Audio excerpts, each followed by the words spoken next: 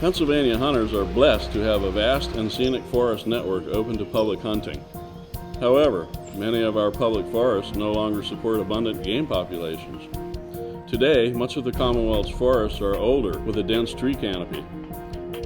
This blocks out the sun and limits plant growth on the forest floor that many species of wildlife need for their survival. Young forest habitat is lacking in the state's forests, but this can be changed, and the benefits to wildlife and hunters are dramatic. The Pennsylvania Game Commission is launching a new initiative to restore wildlife habitat on our 1.5 million acres of state game lands by creating young forest habitat.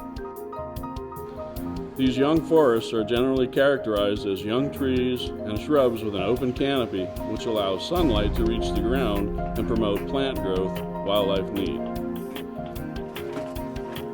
During the next 5 years, the Game Commission and our partners will intensify our work to create more young forest habitat by converting more than 100,000 acres into vibrant young forest habitat. The Game Commission has been doing this type of work for decades, but we will do more through this new initiative. We will create this young forest habitat using prescribed fire and timber harvest to open the forest canopy and allow native plants to regenerate, providing food and cover for wildlife. When our forests are managed to produce more food, they can sustain a greater abundance of wildlife. For white-tailed deer, expanding young forest habitat using tools like timber harvest and prescribed fire can produce up to a 400% increase in available food.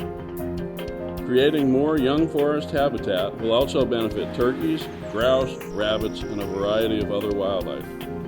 And not only will the game lands support more wildlife, but hunters who rely on these lands will find better hunting. Pennsylvania hunters should have a sense of pride as they see this work taking place on game lands. Their license dollars fund this investment for wildlife conservation.